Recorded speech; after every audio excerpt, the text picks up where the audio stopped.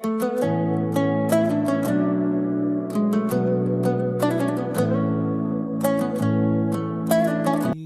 alaihissalam manusia yang luar biasa. Manusia yang Allah subhanahu wa ta'ala berikan julukan melalui lisan Nabi Muhammad SAW dengan Abul Anbiya, ayahnya para nabi-nabi. Karena memang kisahnya akan kita lihat tentunya dengan dua orang istri yang dimiliki oleh Ibrahim alaihissalam. Namun sebelumnya saya akan mulai dulu dengan Ibrahim alaihissalam ini. Di masa kecilnya lahirlah Ibrahim alaihissalam dari dua orang tua, tapi yang disebutkan di dalam Al-Quran nama ayahnya Azar. Di zaman itu beliau lahir di Babilonia, dan Ibrahim alaihissalam dari suku asli Babilonia. Babilonia adalah suku nama kota di Irak, dan ini ada sukunya sendiri. Suku ini teman-teman bukan orang Arab, bukan orang Arab. Karena waktu itu orang Arab di zaman Ibrahim alaihissalam cuma ada di satu tempat, mereka belum menyebar.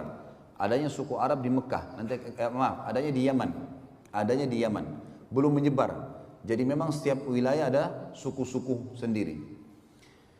Babilonia ada sukunya, dan Ibrahim alaihissalam pada saat itu lahir di satu malam, satu sore hari menjelang maghrib, menjelang malam. Di hari tepatnya di mana Namrud, raja pada saat itu, mengaku sebagai Tuhan. Ayah Namrud meninggal, kemudian Namrud dinobatkan jadi raja. Tiba-tiba dia mengeluarkan sebuah informasi kalau dia adalah Tuhan, dan siapapun yang mengakui itu boleh mendapatkan apa saja yang dia minta. Apa saja yang dia minta. Minta harta, minta emas, minta tanah, minta apa saja dikasih. Maka orang berbondong-bondong banyak yang menyetujui masalah itu. Apalagi pada saat itu di Babilonia tidak ada seorang rasul, tidak ada nabi gitu. Pada saat lahirnya Ibrahim alaihissalam ini, Namrud pada malam harinya mimpi. Dia mimpi melihat kerajaannya hancur, terbakar sana sini. Lalu dia bangunkan semua penasehat-penasehatnya. Malam itu juga waktu dia ngaku sebagai Tuhan tuh. Apa takwil mimpi ini? Kok bisa saya mimpi seperti ini? Mereka semua angkat tangan mengatakan kami gak tahu. Sampai ada satu orang yang akhirnya mengatakan, wahai Namrud, kemungkinan malam ini di Babilonia ada anak yang lahir laki-laki yang akan menghancurkan kerajaan Anda. Namrud lalu mengeluarkan sebuah instruksi yang aneh. Dia mengatakan kalau begitu semua anak laki-laki yang lahir di negeri ini malam ini bunuh. Azar, salah satu penasihat Namrud, ahli membuat patung, datang di istana Namrud, kemudian dia tahu informasi atau instruksi Namrud ini, dan dia tahu istrinya baru melahirkan malam itu, sore itu Ibrahim alaihissalam. Maka datanglah Azar ke rumahnya mengatakan kepada istrinya, bawalah Ibrahim ini ke hutan supaya Namrud tidak membunuhnya. Ringkas cerita, dibawalah Ibrahim alaihissalam ke sana. Kemudian setelah dibawa teman-teman sekalian ke hutan, berjalan waktu itu umur Namrud sekitar 30 tahun. Terus saja Namrud mengumandangkan tentang masalah dia Tuhan, dan terus saja gitu kan. Sampai umur dia 40 tahun. Maaf, sampai umur dia 70 tahun. Dan pada saat itu Ibrahim alaihissalam berumur 40 tahun. Dinobatkan jadi nabi. Pergilah Ibrahim alaihissalam waktu diutus, hari pertama diutus oleh Allah sang pencipta menjadi nabi. Dengan cara umum tentunya, setiap nabi-nabi biasanya didatangi oleh Jibril alaihissalam. Kemudian mengatakan kalau kau adalah utusan Allah, lalu diberikanlah firman-firman Allah kepadanya. Ibrahim alaihissalam pada saat itu, saudaraku seiman, datang ke tempat ibadahnya masyarakat Babilonia. Ada sebuah kuil besar dibuat. Kemudian Ibrahim alaihissalam berkata kepada orang-orang di sekitarnya pada saat dia masuk ke tempat ibadah itu, yang mereka lagi kebetulan duduk di situ. Kemudian mereka melihat ya, atau memberikan sesajen, memberikan segala macam. Ibrahim alaihissalam ada riwayatnya yang mengatakan sebelum tiba di tempat ibadah itu ada banyak patung-patung di pinggir jalan. Kemudian dia berkata kepada patung-patung di pinggir jalan itu, kenapa kamu dianggap sebagai Tuhan? Gitu kan? Lalu tidak ada sautan. Kemudian Ibrahim alaihissalam mengambil batu dan melempar wajahnya patung itu. Ternyata juga sama. Tidak ada reaksi sama sekali. Karena kita sudah tahu patung tentunya tidak akan bisa bergerak. Ya. Tidak akan bisa bergerak. Jadi jelas sekali dilempar sama batu tidak, didatangi oleh Ibrahim AS, dipukul di sekitarnya, tidak juga bergerak. Ya. Yang jelas teman-teman sekalian, dengan penolakan, dengan Ibrahim AS melihat itu tidak ada apa-apa, yang sebelumnya pada saat dia dinobatkan jadi nabi, itu dia sempat kejadian ini yang membuat Allah menobatkan jadi nabi. Dia duduk di hutan, kemudian dia melihat ke bulan di malam hari. Dia mengatakan, siapa ya Tuhan saya? Kayaknya ini Tuhan saya nih.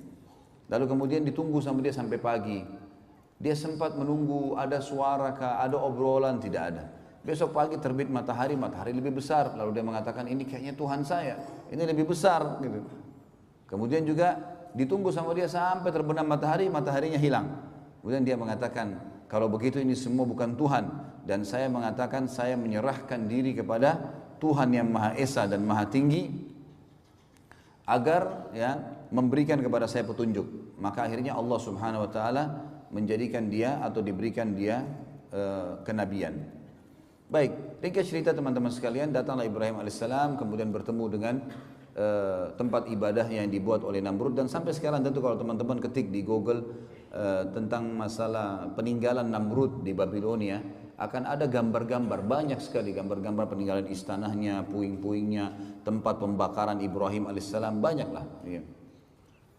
Ibrahim alaihissalam mendakwai yang paling pertama ayahnya. Begitu datang, dia bertemu dengan ayahnya, didakwahi ayahnya, didakwahi kaumnya. Allah menyebutkan dalam masalah itu dalam Al-Quran, surah Al-Anbiya, surah nomor 21 ayat 52 sampai 73. Surah Al-Anbiya, surah nomor 21 ayat 52 sampai 73. A'udzu billahi minasyaitonir rajim. Idz qala li abihi wa qaumihi ma hadhihi at-tamathil allati antum laha 'akifun. Qalu wajadna aba'ana laha 'abidun. قال لقد كنتم أنتم وآباؤكم في ضلال مبين قالوا أجئتنا بالحق أم أنت من اللاعبين قال بل ربكم رب السماوات والأرض الذي فطرهن وأنا على ذلكم من الشاهدين وتالله لأكيدن أصنامكم بعد أن تولوا مدبرين. Sampai sini teman-teman saya berhentikan dulu dan akan kita lanjutkan ayatnya. Jadi ayat 52 sampai ayat ayat 57 sampai ayat 57 dulu. Kurang lebih terjemahnya kata Ibrahim alaihissalam, ingatlah kata Allah ketika Ibrahim berkata kepada ayahnya dan kaumnya, apa nih patung-patung yang sedang kalian sembah? Mereka berkata, inilah yang kami temukan yang disembah oleh ayah-ayah kami. Kemudian kata Ibrahim alaihissalam, ketahuilah apa yang sedang kalian lakukan ini dan ayah-ayah kalian adalah sesuatu yang sesat, salah ini. Lalu kemudian mereka berkata, apakah kamu datang membawa kebenaran atau kau hanya sekedar datang untuk mengganggu kami? Maka Ibrahim AS mengatakan, Tuhan kalian adalah yang menciptakan seluruh langit dan bumi, pemiliknya, pengawasnya, pengurusnya, dan saya termasuk saksi atas itu. Saya akan memberikan kalian bukti-bukti, dan kalau kalian tidak mau percaya, maka saya akan menghancurkan dan melakukan tipu daya terhadap Tuhan-Tuhan kalian ini. Ceritanya adalah Ibrahim alaihissalam masuk menemui ayahnya bersama dengan kaumnya lagi masuk ke dalam sebuah ma'bad, sebuah tempat ibadah yang dibuat mirip dengan piramida Mesir, Fir'aun, tapi piramida agak mengerucut kotak ya, seperti kotak lah batu-batu itu. Kalau ini enggak manjang, kayak bangunan manjang ke belakang, sampai sekarang masih ada tentu. Tangganya banyak ke atas. Ya, itu ada sebuah ruangan itu ditaruh patung-patung yang banyak sekali, gitu. Di antaranya patung Namrud. Dan mereka selalu tiap hari datang berikan sesajen, mohon-mohon, diberikanlah nama nih dewa api, dewa matahari, dewa bulan, dewa apalah, segala macam dewa-dewa nama mereka. Kemudian pada saat itu yang selalu membawa sesajen hanya orang penjaga kuil, tidak boleh yang lain. Kalau orang lain maka akan kualat. Ibrahim alaihissalam datang pada hari di mana beliau dinobatkan jadi nabi dan temukan ada ayahnya di situ bersama kaumnya sedang menyembah. Ibrahim alaihissalam langsung naik, kemudian mendekati patung yang memang pada saat itu dikasih tinggi, ditinggikan tempatnya, naik tangga, naik ke atas. Tidak ada yang berani naik ke atas sana, kecuali penjaga kuil saja. Karena keyakinan mereka kalau didekatin patung-patung ini maka akan kualat, akan putus kakinya, akan putus tangannya, akan stroke badannya, akan segala macam hal. Akhirnya Ibrahim AS datang kemudian mengajak ngobrol patung itu. Mengatakan, hai yang dianggap Tuhan oleh masyarakat Babilonia, apa kau tidak marah? Pada saat Ibrahim AS mengambil sesuatu sesajen di situ. Maka tidak ada sautan. Saya mengambil sesajenmu. Orang semua lagi lihat. Lalu Ibrahim AS mengucapkan 2 kali sampai 3 kali, tidak ada jawaban. Lalu diambil sedikit di situ potongan makanan, lalu dilempar ke wajahnya patung itu. Jatuhlah ya buah atau makanan tersebut, kemudian tidak ada sautan. Karena kita tahu patung tidak akan bicara. Kata Ibrahim AS, hai yang dianggap Tuhan oleh masyarakat Babilonia, apa kau tidak bisa melawan saya? Kau tidak marah karena saya lempar kamu dengan sesajenmu sendiri? Nggak ada sautan. 2 kali nggak ada sautan, 3 kali nggak ada sautan. Mungkin biar jutaan kali tidak akan ada sautan tentunya. Pindah ke patung kedua dilakukan hal yang sama. Patung ketiga, semua patung itu dihina oleh Ibrahim AS. Setelah itu Ibrahim AS setelah keliling dari sisi kanan ruangan sampai ke sisi kiri, lalu dia mengatakan, hai kaumku, lihat ini apa yang kalian sembah. Patung kalian susun sendiri, kalian pahat sendiri, kalian bentuk matanya, kalian bentuk hidungnya, kalian yang pikul diangkat sampai ke situ. Lalu kenapa kok diminta tolong dari patung-patung ini? Yang telah menciptakan adalah kalian Tuhan, kalian Allah yang menciptakan langit dan bumi. Maka mereka diam, mereka tidak mau. Lalu Ibrahim mengatakan, saya pasti akan lakukan tipu daya terhadap patung-patung kalian ini. Apa tipu daya Ibrahim? Ayat 5, 8-nya berlanjut.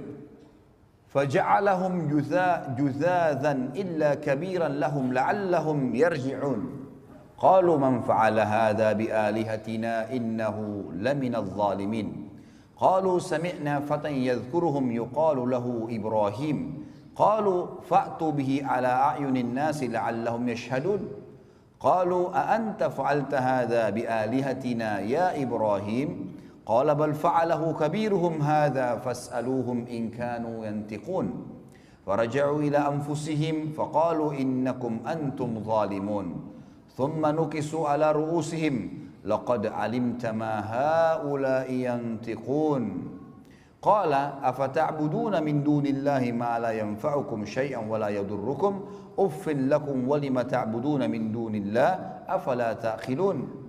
Sampai sini teman-teman, sampai di ayat ya, 67 ya. Ayat 67 saya terjemahkan dan saya hubungkan dengan kisahnya.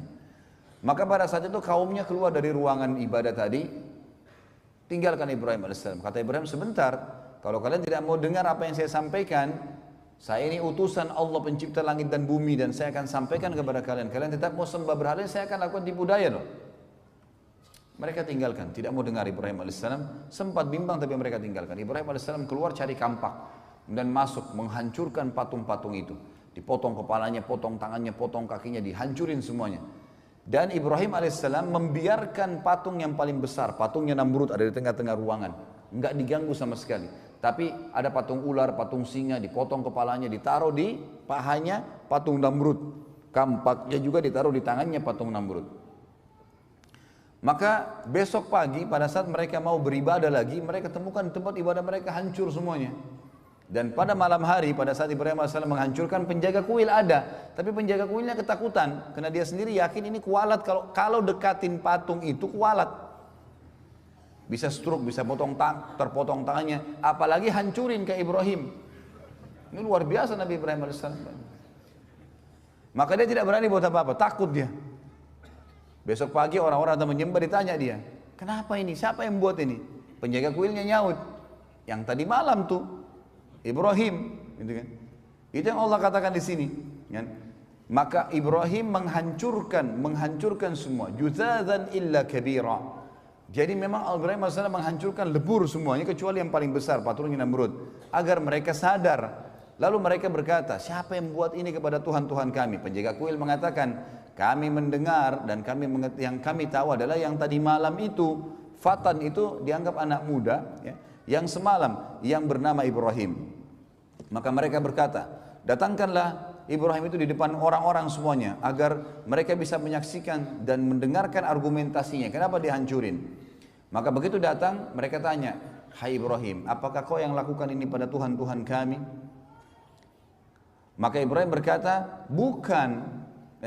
Ibrahim mengatakan, qala bal fa'alahu kabiruhum. Kenapa tanya saya? Tanya patung yang paling besar itu yang pegang kampak, gitu kan. Tanya kalau dia bisa ngomong gitu. Maka mereka kembali ke diri mereka sendiri lalu mereka mengatakan sesungguhnya kalianlah yang zalim. Setelah mereka dengar, pikir benar ya. Kata Ibrahim, coba lihat, kalau memang dia bisa buat apa-apa, maka dia yang melakukan. Kalau kalian yakin dia tidak bisa melakukan, lalu kenapa kalian menganggap dia sebagai Tuhan? Karena kebetulan waktu itu semua patung dewa ini mereka anggap di bawah patungnya Namrud. Namrud adalah Tuhan di atas Tuhan-Tuhan semuanya, paling kuat. Kemudian mereka kembali ke diri mereka, kata Allah. Setelah itu mereka salah satu yang mengatakan kayaknya kita yang zalim nih, kita yang salah. Kemudian mereka menundukkan kepala-kepala mereka dan akhirnya Ibrahim menunggangi untuk berdakwah. Kata Ibrahim, bukankah kalian lihat patung-patung ini tidak bisa ngomong sama sekali? Tsumma nuqisu ala ru'usihim laqad alimta ma haula yantiqun. Kalian tahu ini tidak bisa ngomong sebenarnya. Kemudian Ibrahim mengatakan, apakah kalian menyembah selain daripada Allah yang tidak bisa memberikan manfaat dan mudarat kepada kalian sedikit pun? Sungguh kecelakaan dan terhina perbuatan kalian karena kalian menyembah selain Allah, sementara mereka, apakah kalian tidak berakal? Maka pada saat itu ada satu orang yang bilang, kayaknya Ibrahim ini harus kita laporkan ke Tuhan kita terbesar, Namrud. Kata Ibrahim, gak usah repot-repot, saya ke sana. Pagi hari, waktu itu sudah pagi. Namrud ini punya tradisi teman-teman sekalian, setiap pagi dia selalu duduk setelah rapi, habis mandi, bersih segala, ada tirai yang ditaruh antara dia dengan pengikutnya, lalu diangkat tirai tersebut. Ternyata orang-orang begitu lihat dia sujud semua, lalu mengatakan, wahai Tuhan kami yang agung Namrud gitu. Begitulah ceritanya. Maka pada saat itu teman-teman sekalian, Ibrahim AS masuk bersama bondong-bondong manusia. Begitu tiba di dalam, semua orang diangkat tirai, semua orang sujud kepada Namrud kecuali Ibrahim AS. 40 tahun Namrud disujuti dan tidak pernah ada orang bangkang kecuali pada saat itu.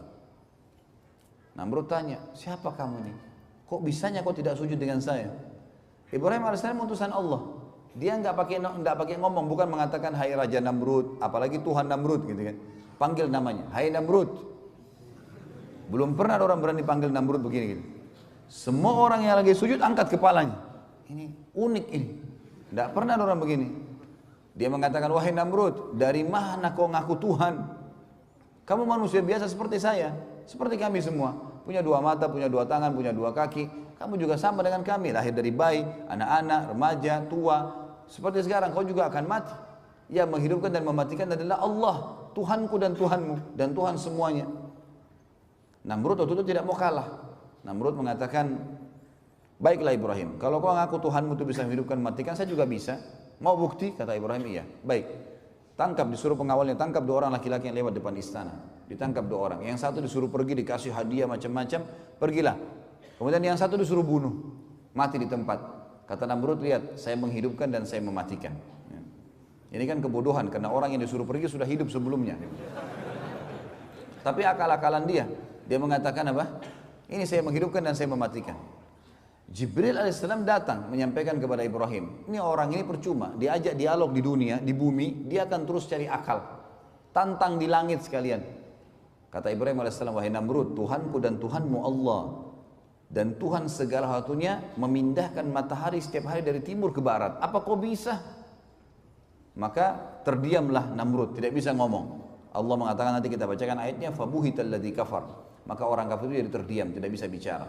Karena jengkel, dia bilang pada pengawal-pengawalnya, tangkap, penjarakan Ibrahim ini, penjarakan. Musyawarah, kira-kira apa jalan keluarnya? Saya mau bunuh Ibrahim, tapi saya nggak mau mati biasa, harus mati yang spektakuler, yang besar, yang membuat tidak ada lagi orang yang membantah ketuhanan saya.